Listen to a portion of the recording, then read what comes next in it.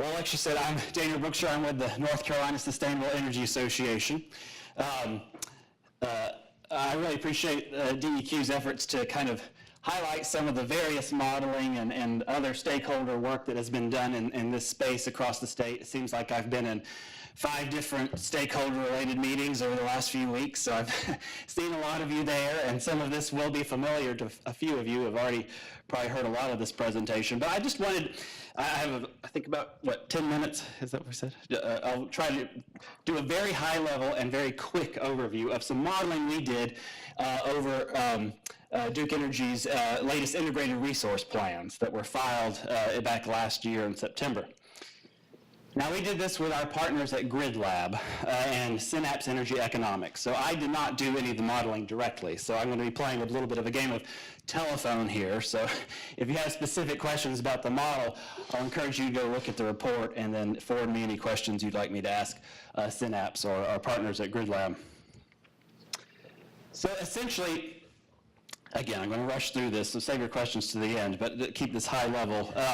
Synapse, they're a consultant, energy economics experts, and they used what they called the Encompass model kind of to replicate a bit of the IRP process of input-output. What does a future portfolio of generation mix in North Carolina look like over the next 15 years that meets the very vague specifications for North Carolina of least cost, and that's what we end up debating every 2 years in North Carolina. Has the utility proposed the truly least cost mix of resources in the state that meets, that satisfies public needs the best? And in our opinion, in Synapse's opinion, we found that the current Duke IRPs were over-reliant on natural gas and build renewables only to meet legislative targets in House Bill 589. Under the modeled scenarios, we looked at 3 different scenarios. The Duke IRP is the baseline. A clean energy scenario where we kind of removed some of the restrictions of keeping coal alive in the IRP scenario. And then an accelerated coal retirement scenario where we even pushed up retirement dates of few of Duke's Energy's coal plants. And we found that just removing these must-run, keeping the coal plants going. And think of must-run designation in any other, in a free market, coal in North Carolina would not be competitive. It would not be running right now. It's more expensive, and I'll get to other reports that have shown that, right, in addition to our report. And so when you remove those must-run designations for coal, emissions and costs decrease immediately. So a bulk of the savings and emissions reductions in this report just come from running coal less often. Compared to the IRP baseline, the clean energy scenario sees 49% renewable capacity by 2033 versus 23%, which was in the IRPs. You have 30 million tons of CO2 equivalent emissions versus 30 million tons, excuse me. 1.8 billion in production cost savings and 4 to 9% average annual savings on ratepayer spending. And it looks something like this. I'm sorry, this is probably going to be hard to see, but again, there's links to the full report in this presentation at the end. But you see the clean energy scenario and both coal retirement scenario beef up our solar and battery capacity. They beef up our purchases and imports from other utilities, and they also beef up energy efficiency in utility scale solar and distributed solar. This is kind of the baseline from 2019, and then here's where the differences emerge. 2033, you see the clean energy scenario runs coal much less. This is in terms of overall generation, the total megawatt hours produced in 2033, and we beef up imports. Think of this as coming from our neighbors in Virginia and PJM or other neighboring utilities, where we take advantage of cheaper excess energy that we can import and purchase from them. The Duke Energy IRP scenario adds 9 gigawatts of new gas over the planning horizon and 5 gigawatts of new renewables over the analysis period. Not to diminish that at all, but those 5 gigawatts of new renewables are certainly welcome. Under the IRP scenario, Duke's 2033 generating capacity is virtually unchanged from 2019, with 56% coming from fossil fuels. And again, when you remove these must-run coal designations, coal generation decreases immediately. And you see that here, where the production costs reduce immediately when you run coal less often, and primarily a lot of the dollar and emission savings come from that. We also reduced the reserve margin requirements that was included in the IRPs from 17% to 15% based on NERC standards. The Encompass, using that lower reserve margin, the model projected no loss of load hours, so no reliability trade-offs, and 0 hours of unserved energy under the clean energy scenario, even as demand increases. It relies on a greater mix of resources to meet daily peaks with battery capacity charged to the morning and the midday troughs. And here's a little illustration of how that would work under a winter peak day. So you see the, and again, this is going to be hard to see on the slides, but you see batteries and imports making up the peaks and valleys compared to the IRP projections. And you see the coal mix significantly decreased over those winter peak days. Again, you see the emissions reductions in the two scenarios they model. Not a huge difference between the accelerated coal retirement scenario versus the just standard clean energy scenario they modeled, but a little bit out into the later years. And because you're running coal less, you're having a lot of health benefits, so avoided health costs from cleaner air, and associated monetary benefits from less time in the hospital and less doctor's bills. You have a lower revenue requirement to meet this portfolio of generation mix, so that results in a little bit of savings to ratepayers in North Carolina.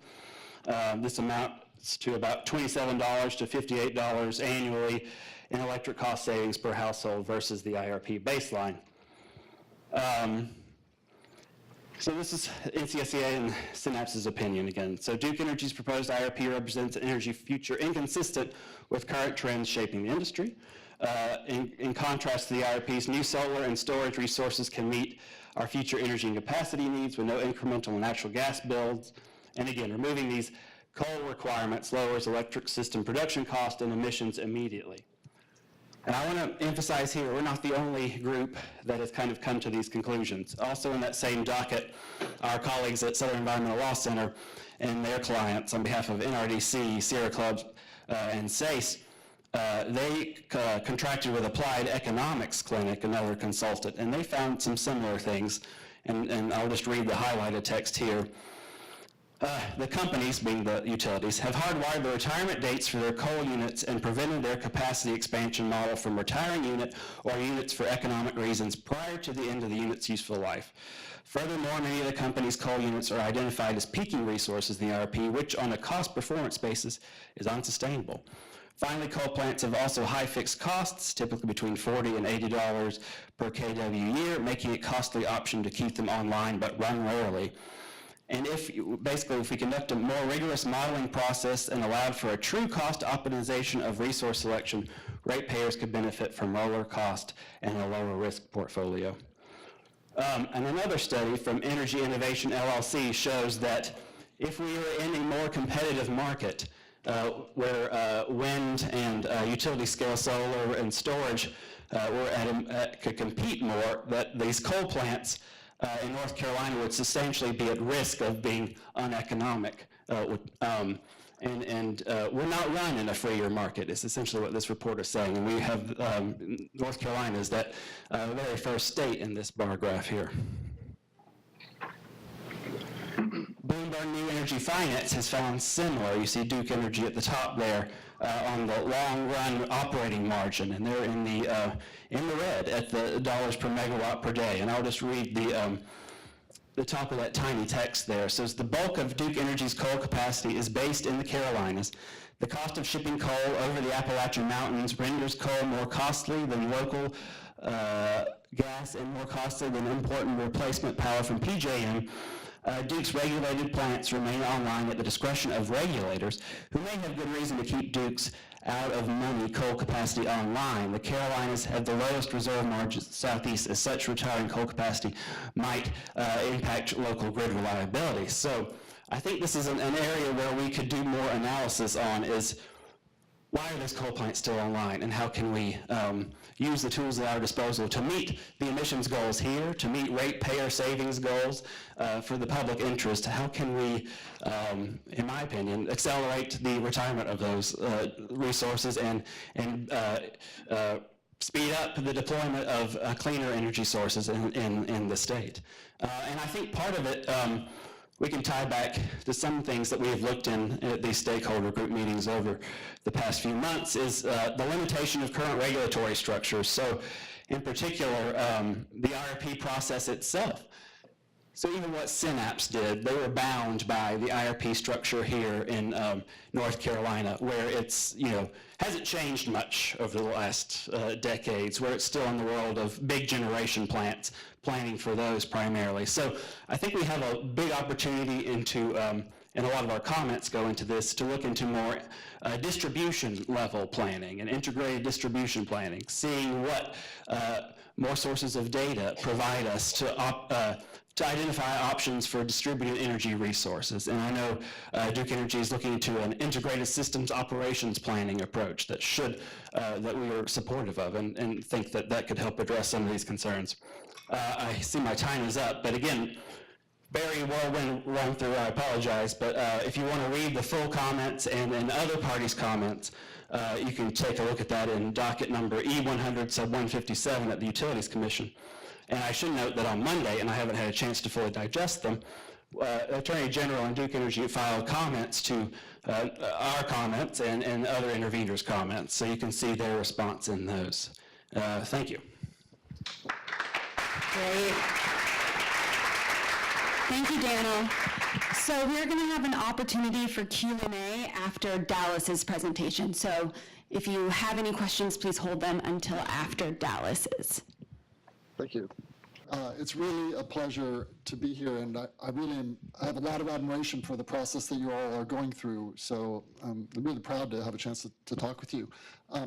So Resources for the Future is a nonprofit research institute in Washington, D.C. that's been around since 1951. We don't take advocacy positions. We are specialized in environmental and natural resource economics. You should be skeptical of modeling, and thank you. You should be skeptical of modeling. You should be skeptical of me. I really encourage that because I'm skeptical of modeling and skeptical of my own results.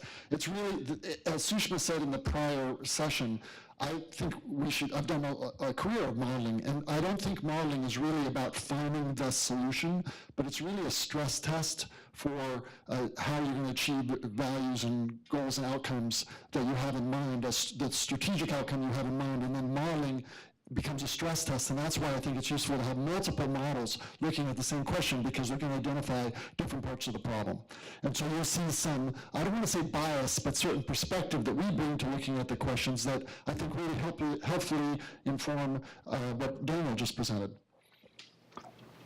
So we examined the opportunity to expand clean energy production in the electricity sector in North Carolina by considering two types of policies. One is cap and trade in the electricity sector. I assume in this group people are generally familiar with what that is. The cap limits emissions to 30% below 2020 levels by 2030 in the state, and trading ensures emissions are achieved at least cost. And then we also looked at what we call, the vocabulary is intentional, a renewable technology standard in its interaction with cap and trade.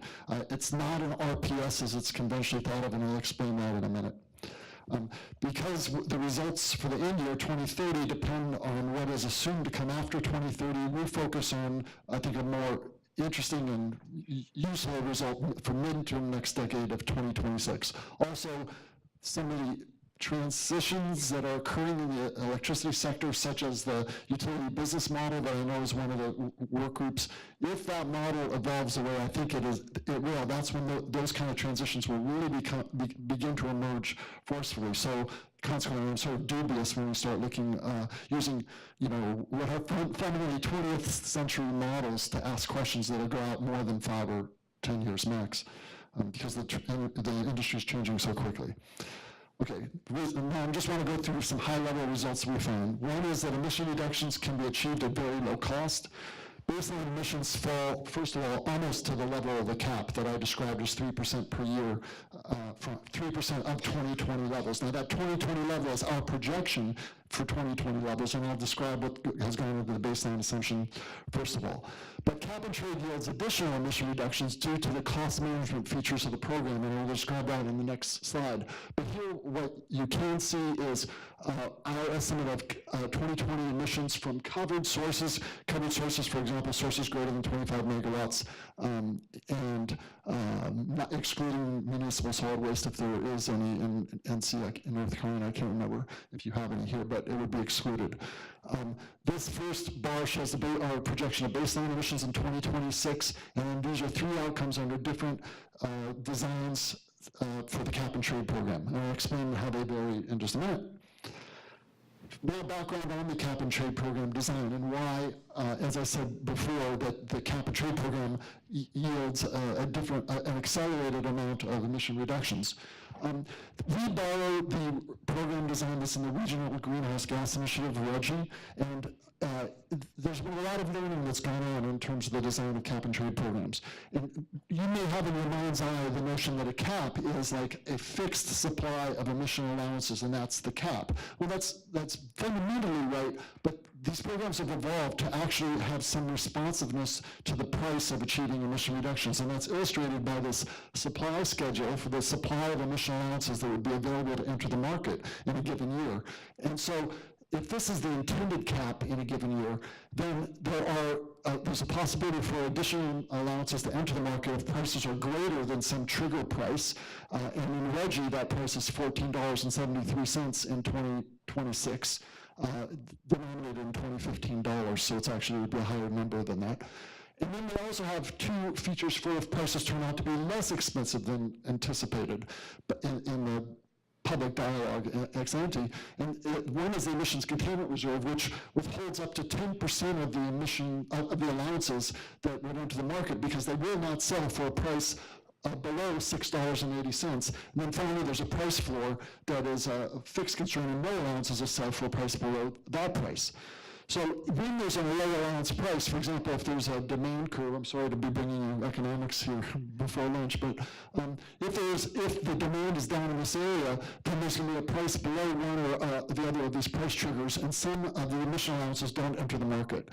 Finally, I want to note the role of consignment auctions with free allocation. Just in passing, we can come back to this, but this is implemented through auction, which is the way the allowances enter the market, but the auction does not mean necessarily that it's a revenue-raising auction for the government. In Virginia, for example, which is slated to join the Regional Greenhouse Gas Initiative, the state decided that they were going to do free allocation to the utilities. A consignment auction requires the utilities surrender, it's a conditional allocation, those allowances are surrendered to the auction and the revenue comes back to the utilities. So consequently, even though I'm not an advocate of free allocation, if free allocation is what needs to be done, there's a way to implement these kind of cost management features in a program. Okay, second high-level result is that low allowance prices accelerate the emission reductions they achieve. We find that because these cost management features get triggered, the emissions on 2030 would be 4% lower than the annual emissions target for that year. And over the course of the decade, it would result in 10.4% further cumulative emission reductions relative to 2020 levels, if 2020 levels were held throughout the course of the decade. So this cost management feature is really an important part of the program in that it captures for environmental benefits if many of the people in this room who might be advocates of clean energy think that if you think that you're right, then this kind of cost management feature doubles that, sort of parlays that into additional emission reductions rather than just having a fixed emissions cap going into the future. And we find that allowance value is about $76 to $70 million in 2015 dollars in 2026. Okay. I mentioned that North Carolina's baseline is getting cleaner. I think you probably have heard a lot about that already. These are some of the assumptions. Really, in the interest of time, I have to go through this very quickly, but this is in our report, and you can look at some of these. But we've assumed that energy efficiency and demand-side management policies are in place, and we've looked at changes in baseline capacity assumptions, drawing on Duke's IRP and drawing on other information that we've gotten, for example, from the EPA's regulatory impact assessment for the Affordable Clean Energy Rule and other inputs. So we see, we assume in the baseline that this much coal, for example, is going to retire, and that there's scheduled, essentially already baked in additions to in these other categories. Beyond that, the model is making its own internal decisions about what is cost economic for how the system evolves over time. And this is a picture of how recent trends have really changed what our forecast of the baseline would have been. I call this the prior baseline, which was built on Energy Information Agency assumptions. Okay, I'm going to have to step it up. And you can see that with some additional inputs based on the trends that are actually occurring in the state, we see a big expansion in natural gas expected and a much smaller role for generation for coal, for example. Now, the cap accelerates emission reductions compared to this baseline because the cap and trade program brings the cost management features into play. So if it turns out that emission reductions are less expensive than might be anticipated by those cost management price triggers, there's accelerated emission reductions. And this shows what we think the generation mix is going to be over the course of the next decade. And so the transition towards clean generation is yielding additional emission reductions. Maybe in discussion we can talk about the difference between what we've modeled here and what the kind of future Daniel's talking about. As an observer of history, I think Daniel's right. That's not what's represented in this modeling. This is a more cautious approach to modeling, but I've used this kind of cautious approach to modeling for 20 years, and every year when we look back, we go, well, the advocates were right. The world's getting cleaner at a faster rate than conventional wisdom thought. But nonetheless, there's a lot to be gained from using a conventional, cautious approach in looking at this. Okay, we look at different approaches of allocation, and I'm going to kind of skip by this because there's another important message coming, but allocation is a very important feature of cap and trade programs. That is how are emission allowances initially distributed into the system, and who gets the value of those allowances. But I'm going to skip past this and just say that some of the scenarios you see the results vary slightly in terms of the decisions we make about this. And I want to take just a second more to talk about the renewable technology standard that we model. And what would that give us, and what is it? So we modeled a requirement for in-state wind and solar to grow at 1% per year, 1% of consumption in the state. This is different than a conventional renewable portfolio standard because the RPS will typically allow you to buy RECs from out of either in the regional power market or perhaps on a national basis. So this is going to yield stronger investment in the state, but at a bigger cost than what an RPS that was denominated at the same level. But it gives you a sense of what would it cost the state if it was the state really wanted to achieve goals of clean energy production inside the state. And we model this separately in combination with the cap and trade. And the high-level result is the renewable standard achieves slightly fewer reductions, but doubles renewable capacity compared to cap and trade. So that's indicated by these, I went a little faster than I went to that. This is indicated by the fact that this bar is the renewable technology standard, this bar is the baseline. The cap and trade is achieving further emission reductions by 2026. But the RTS, as I'm calling it, is basically doubling the amount of clean energy that would exist in the state by 2026. So this provides an important new infrastructure for the state if your horizon goes beyond 2026 and you're trying to put in place a legacy of transformation for deep decarbonization in future decades. A combination of cap and trade and renewable standard is an option used by many states. And so that, in this slide, we put them together, and combining the clean energy standard with cap and trade leads to further emission reductions by 2026 and brings forward that legacy of invested capital for the state. And finally, a word on linking with North Carolina was to adopt a cap and trade program and consider linking with the Regional Greenhouse Gas Initiative or other states. Here we model linking with the RGGI 11 states, which means including New Jersey and Virginia. And because the allowance prices in these programs, the way we describe an imaginary program for North Carolina has a similar design as RGGI. Allowance prices turn out to be similar. That means that there's relatively little flow of allowances between the regions, and so not much of an effect on price, and a little bit of reduction in regional emissions as a consequence because of these cost management features. But linking does have other points to keep in mind. Reflections on linking is that the linking would allow lower the cost in North Carolina, whether the state is the seller or buyer of allowances, because there's a cost of service regulation in the state.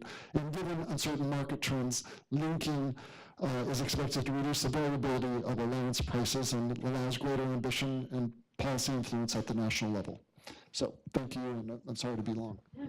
Great. Okay. Yes, round of applause.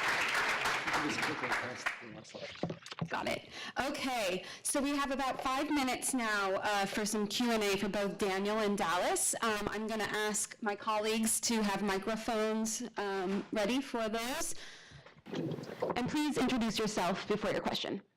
Liz, intern at Environmental Defense Fund. Daniel, in your model, what assumptions did you make about the carbon intensity of imports from PJM? That's a good question. It's on the bottom.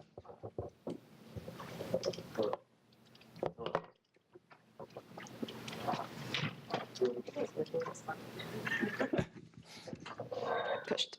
All right. That's a great question. And that's something we went over with Synapse when they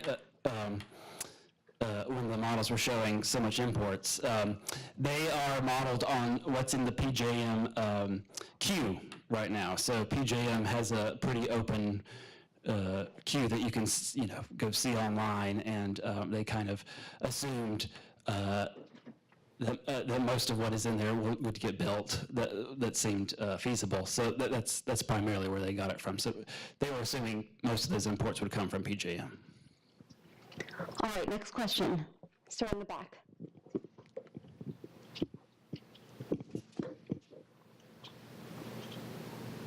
Thanks. Probably more for a question for Daniel. Jerry Williams with SAS, but how do your projections compare to the regions of CERC? Most companies, I think, use the CERC emission factors or your roll-up for the region. So it's important for North Carolina, but it's also important for states around us. Yeah, I mean, I think Synapse primarily used the inputs of the Encompass model, which I'm not entirely intimately familiar with, but yeah, like I said, the change in the emissions from imports were primarily modeled on PJM. Okay.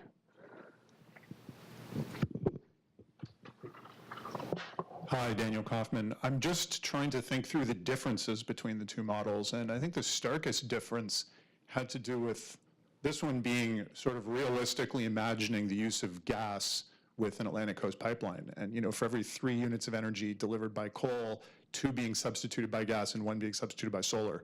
Daniel, your model is basically imagining a future where we're not putting in natural gas. And that raises an interesting question about what we're trying to achieve here. So is the objective to go to 100% renewable in the medium to long term, or is it to kill coal as soon as possible? And I'm just hoping both of you can address the extent to which the difference in the models reflects a difference in philosophy about where we're trying to get to.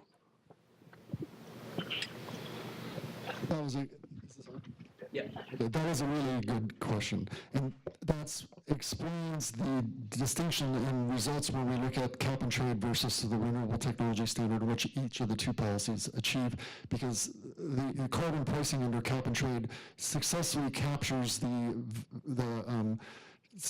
reduction in emissions and substituting from coal to natural gas, and it accelerates that transition, but it also provides longevity for natural gas infrastructure investment.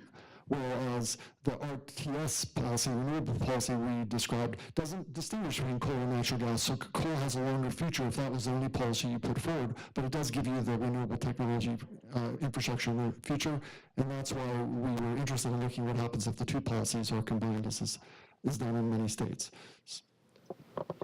And I'll just add, the charge to our modeling team was to not add additional natural gas, to not, to see what would happen if it was only supplied from imports, renewable energy, and energy efficiency.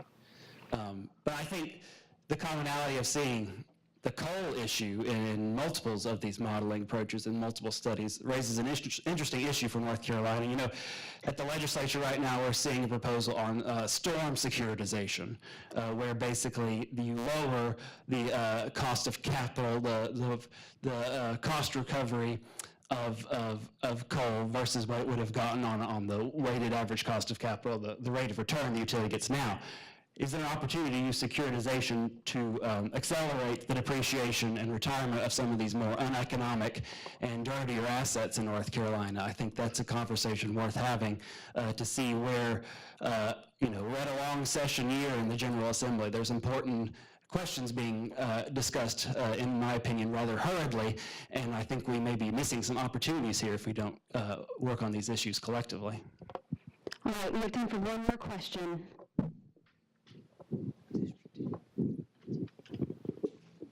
Thank you. Thanks.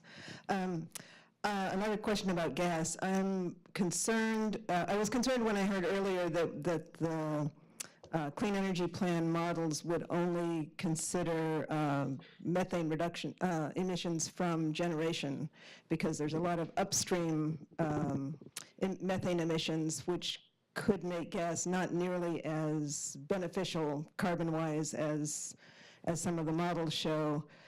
So I'd really like to see the assumption for our models include that, because even if it's not in North Carolina building a bunch of new gas is creating a market for those emissions to happen elsewhere. So I'd like to see us take responsibility for those upstream emissions, but I'm wondering as a question whether those emissions were figured into either of these models.